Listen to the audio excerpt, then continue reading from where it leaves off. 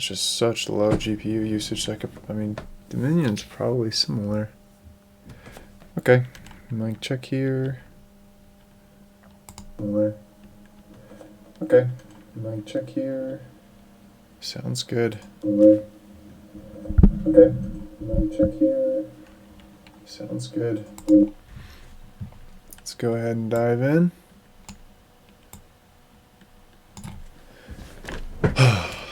Judges, chapter 8. Then the men of Ephraim said to him being Gideon, "What is this thing you have done to us, not calling us when you went to fight against Midian?" And they contended with him vigorously. But he said to them, "What have I done now in comparison with you? Is not the gleanings of the grapes of Ephraim better than the vintage of Abiezer? God has given the leaders of Midian, Oreb and Zeb, into your hands, and what was I able to do in comparison with you?" Then their anger toward him subsided when he had said that. Then Gideon and the 300 men who were with him came to the Jordan and crossed over, weary yet pursuing.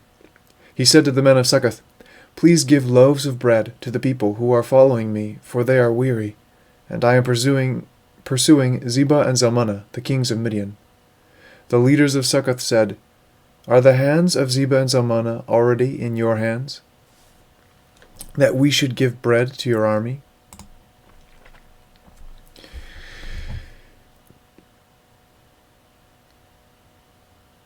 Gideon said, "All right. When the Lord has given Zebah and Zalmunna into my hand, then I will thrash your bodies with the thorns of the wilderness and with briars." He went up from there to Penuel and spoke similarly to them, and the men of Penuel answered him just as the men of Succoth had answered. So he spoke also to the men of Penuel, saying, "When I return safely, I will tear down this tower." Now Zebah and Zalmunna were in Karkor, and their armies with them, about 15,000 men, all of whom were left of the entire army of the sons of the east. For the fallen were 120,000 swordsmen. Gideon went up by the way of those who lived in tents on the east, of Nobah and Jogbeah, and attacked the camp, when the camp was unsuspecting. When Zebah and Zalmunna fled, he pursued them and captured the 2 kings of Midian, Zebah and Zalmunna, and routed the whole army. Then Gideon, the son of Joash, returned from the battle by the ascent of Heres, and he captured a youth from Succoth and questioned him. Then the youth wrote down for him the princes of Succoth and its elders, 77 men. He came to the men of Succoth and said, "Behold, Zebah and Zalmunna, concerning whom you taunted me, saying, 'Are the hands of Zebah and Zalmunna already in your hand, that we should give bread to your men who are weary?' He took the elders of the city, and thorns of the wilderness and briars, and he disciplined the men of Succoth with them. He tore down the altar of Penuel, and killed the men of the city. Then he said to Zebah and Zalmunna, 'What kind of men were they whom you killed at Tabor?' And they said, 'They were like you, each one resembling the son of a king.' He said, 'They were my brothers, the sons of my mother.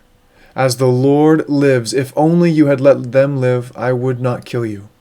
So he said to Jether, his firstborn, 'Rise, kill them.' But the youth did not draw his sword, for he was afraid, because he was still a youth. Then Zebah and Zalmunna said, 'Rise up yourself and fall on us, for as the man, so is his strength.' So Gideon arose and killed Zebah and Zalmunna, and took the crescent ornaments which were on their camels' necks." Wow. Then the men of Israel said to Gideon, "Rule over us, both you and your son, and your son's son, for you have delivered us from the hand of Midian." But Gideon said to them, "I will not rule over you, nor shall my son rule over you. The Lord shall rule over you." Yet Gideon said to them, "I would request of you, that each of you give me an earring from his spoil. for they had gold earrings because they were Ishmaelites. They said, "We will surely give them." So they spread out a garment, and every one of them threw an earring from his spoil. The weight of the gold earrings that he requested was 1,700 shekels of gold, beside the crescent ornaments, and the pendants, and the purple robes which were on the kings of Midian, and besides the neckbands that were on their camels' necks. Gideon made it into an ephod, and placed it in his city, Ophrah, and all Israel played the harlot with it there. So it became a snare to Gideon and his household.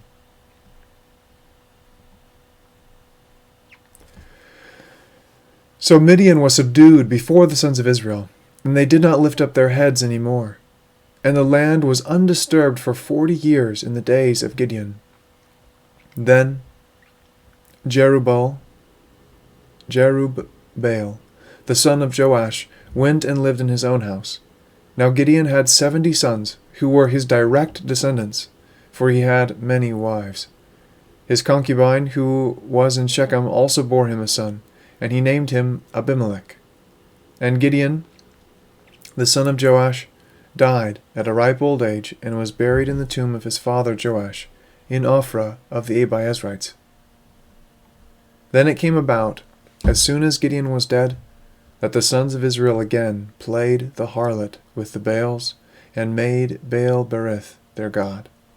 Thus the sons of Israel did not remember the Lord their God, who had delivered them from the hands of all their enemies on every side. Nor did they show kindness to the household of Jerubbaal, that is, Gideon, in accord with all the good that he had done to Israel. Wow.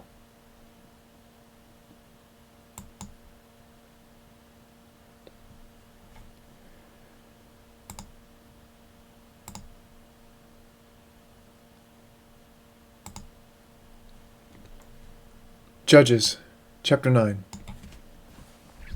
And Abimelech the son of Jerubbaal went to Shechem and his mother's relatives, and spoke to them and to the whole clan of the household of his mother's father, saying, Speak now in the hearing of all the leaders of Shechem, which is better for you, that 70 men, all the sons of Jerubbaal, rule over you, or that 1 man rule over you? Also, remember that I am your bone and your flesh. And his mother's relatives spoke all these words on his behalf, in the hearing of all the leaders of Shechem. And they were inclined to follow Abimelech, for they said, He is our relative. They gave him 70 pieces of silver from the household of Baal-berith, and with which Abimelech hired worthless and reckless fellows, and they followed him. Then he went to his father's house in Ophrah, and killed his brothers, the sons of Jerubbaal, 70 men, on 1 stone. But Jotham, the youngest son of Jerubbaal, was left, for he hid himself. All the men of Shechem and all Beth Millo assembled together, and they went and made Abimelech king, by the oak of the pillar which is in Shechem. Now when they told Jotham, he went and stood on the top of Mount Gerizim, and lifted his voice and called out, Thus says the Lord.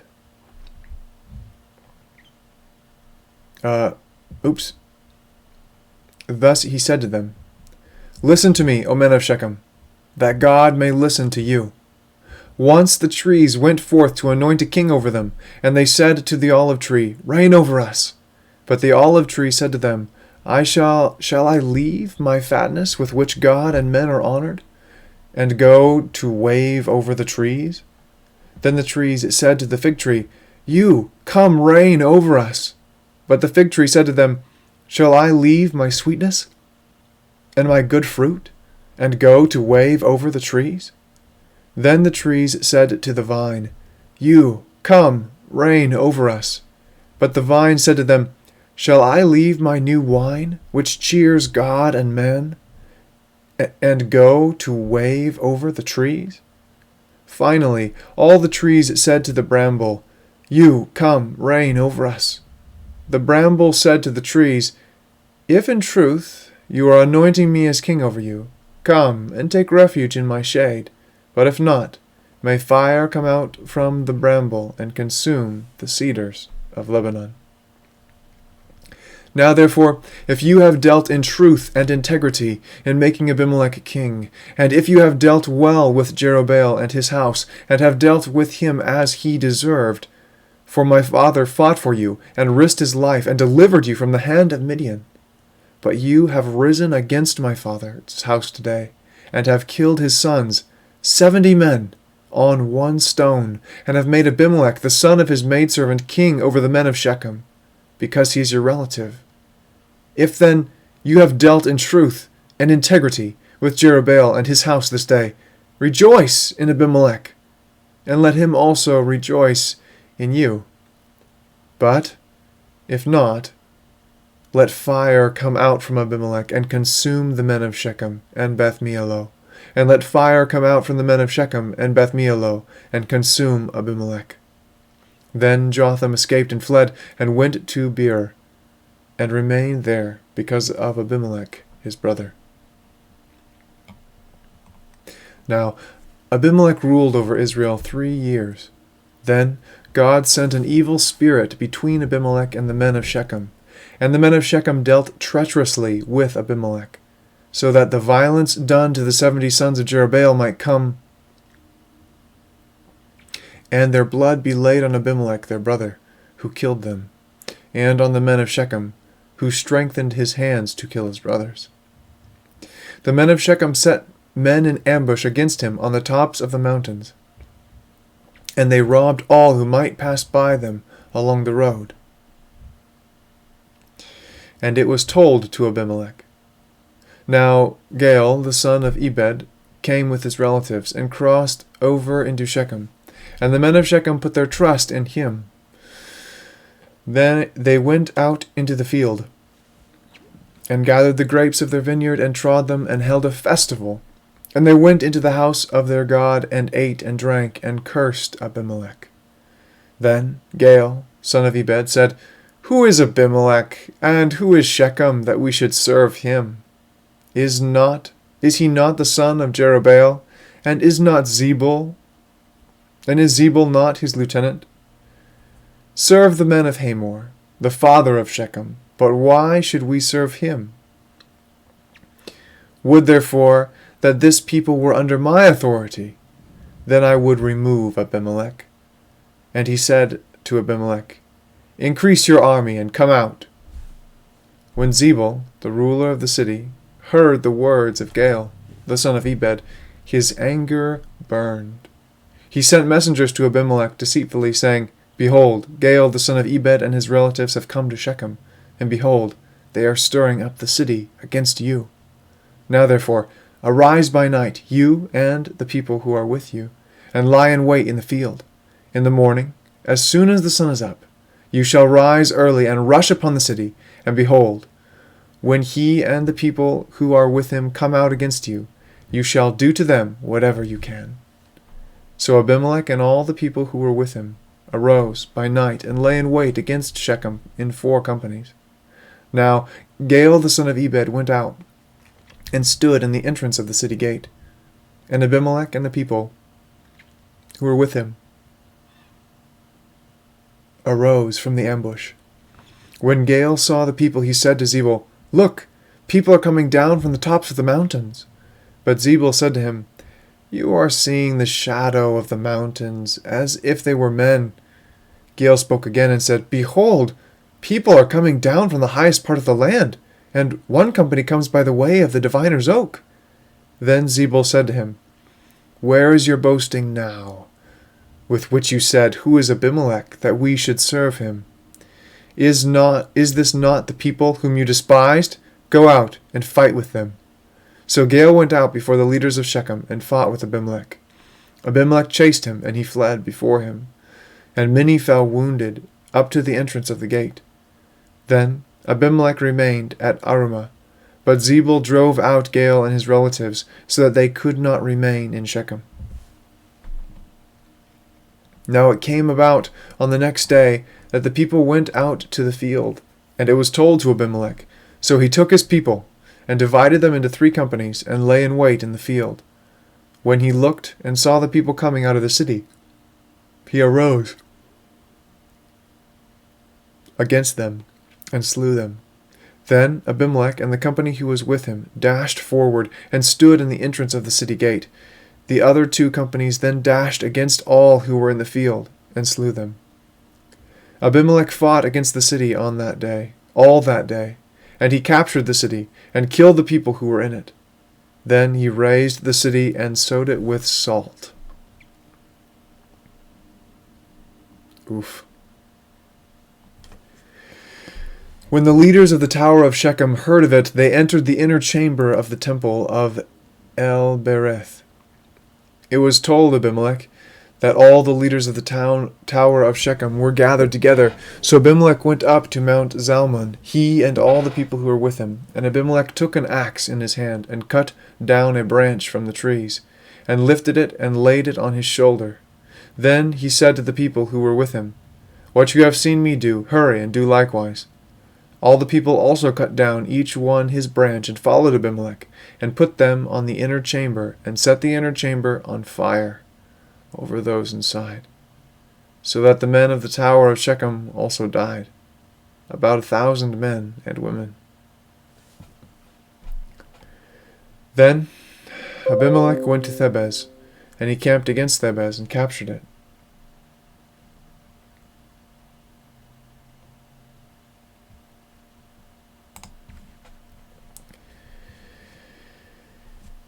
But there was a strong tower in the center of the city, and all the men and women, with all the leaders of the city, fled and shut themselves in, and they went up on the roof of the tower. So Abimelech came to the tower and fought against it, and approached the entrance of the tower to burn it with fire. But a certain woman threw an upper millstone on Abimelech's head, crushing his skull. Then he called quickly to the young man, his armor-bearer, and said to him, "Draw your sword and kill me, so that it will not be said of me, 'A woman slew him.'" So the young man pierced him through, and he died. When the men of Israel saw that Abimelech was dead, each departed to his home. Thus God repaid the wickedness of Abimelech, which he had done to his father in killing his 70 sons. And God also returned the wickedness of the men of Shechem on their heads, and the curse of Jotham the son of Jerubbaal came upon them.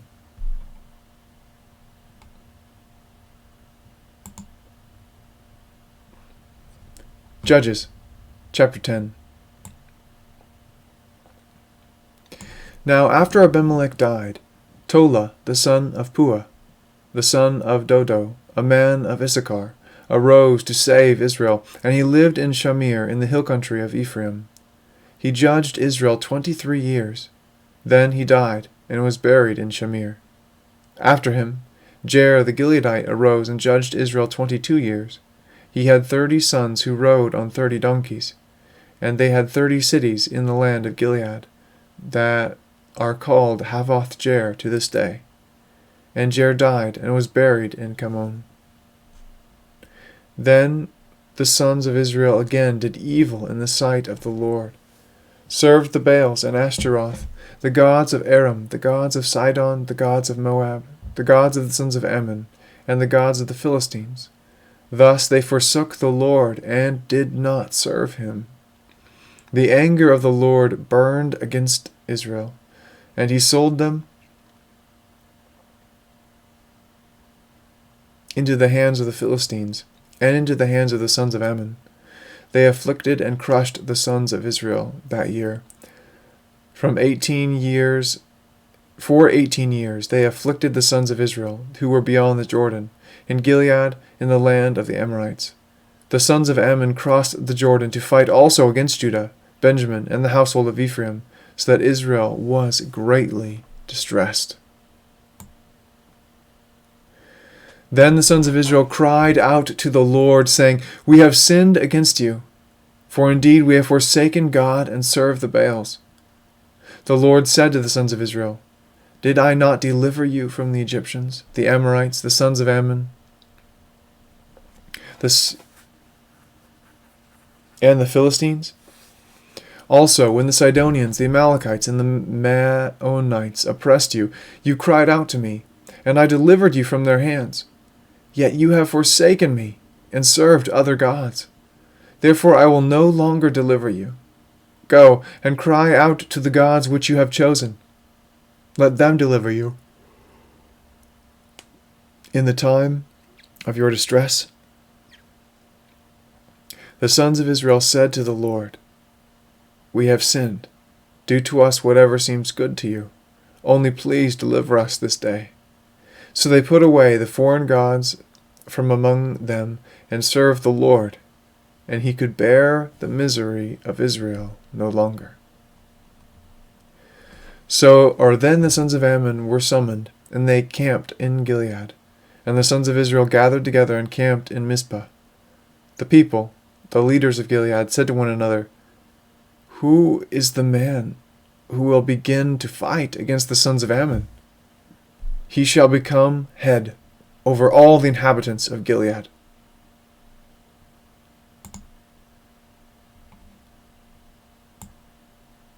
Judges chapter 11. Now Jephthah the Gileadite was a valiant warrior, but he was the son of a harlot. And Gilead was the father of Jephthah.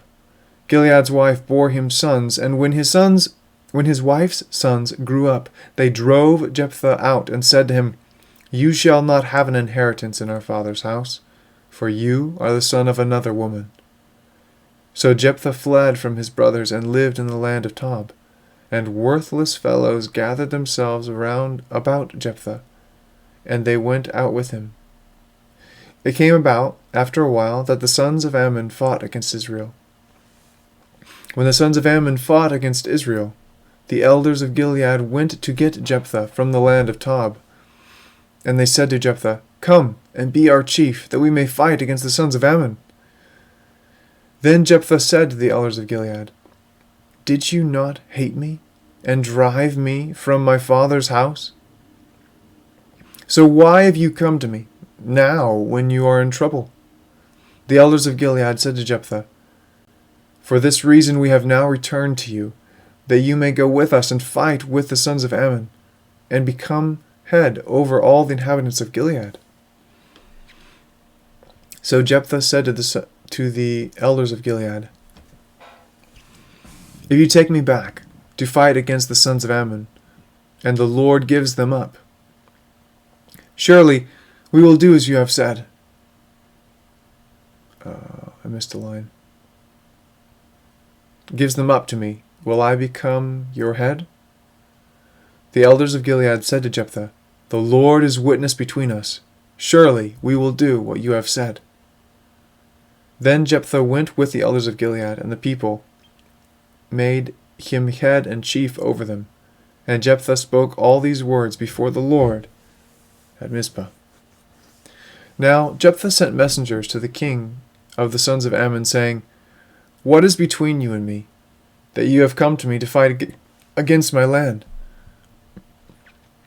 The king of the sons of Ammon said to the messengers of Jephthah, Because Israel took away my land when they came up from Egypt, from the Arnon as far as the Jabbok and the Jordan.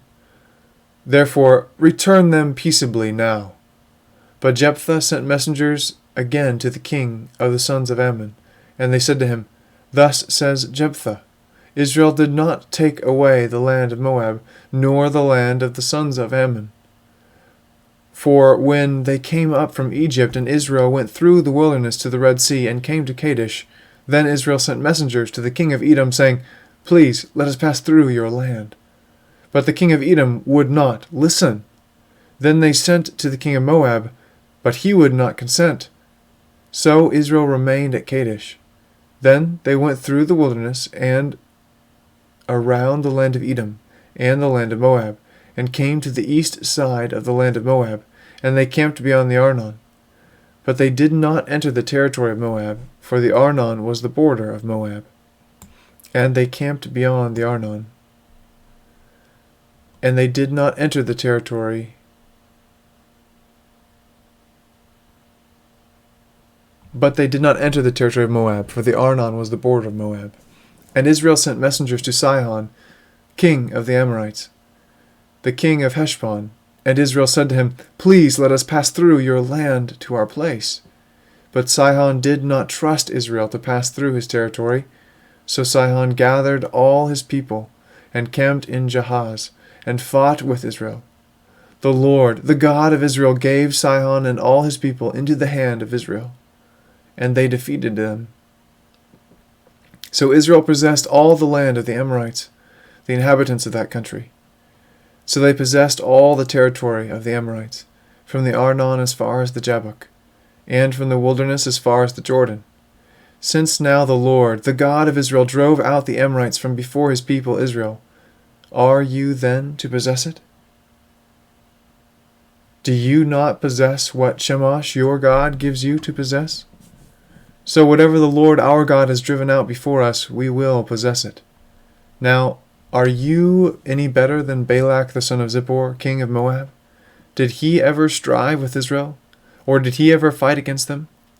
While Israel lived in Heshbon and its villages, and in Aroer and its villages, and in all the cities that are on the banks of the Arnon, 300 years.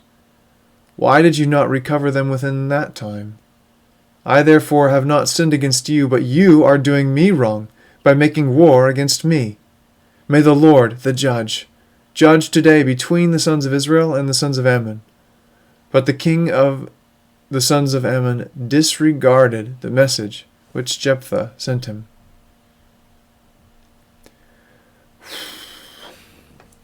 Now the Spirit of the Lord came upon Jephthah, so that he passed through Gilead and Manasseh.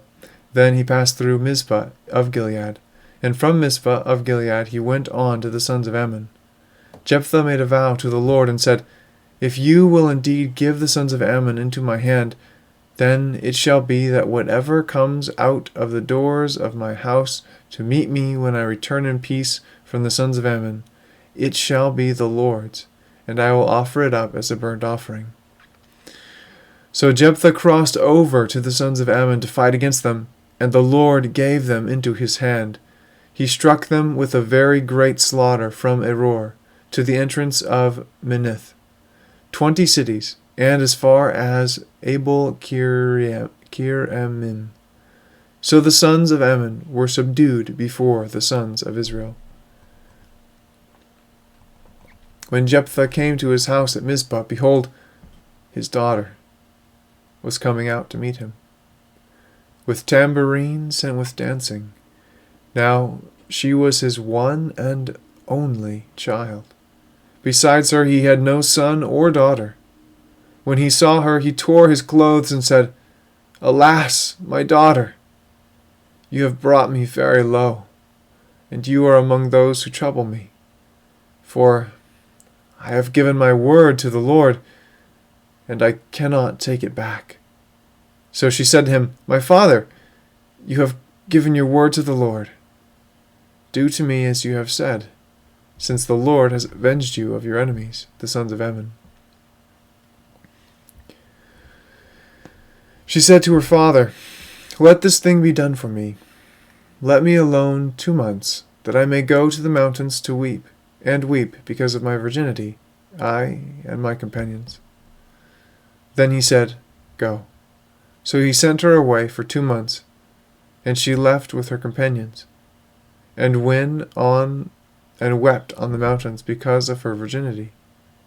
At the end of 2 months she returned to her father, who did to her according to the vow which he had made, and she had no relations with a man. Thus it became a custom in Israel, that the daughters of Israel went yearly to commemorate the daughter of Jephthah the Gileadite 4 days in the year. To commemorate the daughter of Jephthah the Gileadite 4 days in the year.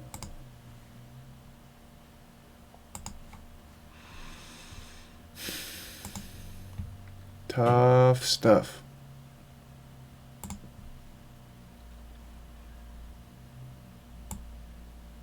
So I think next time we'll start with Judges chapter 12, with Jephthah and his successors, and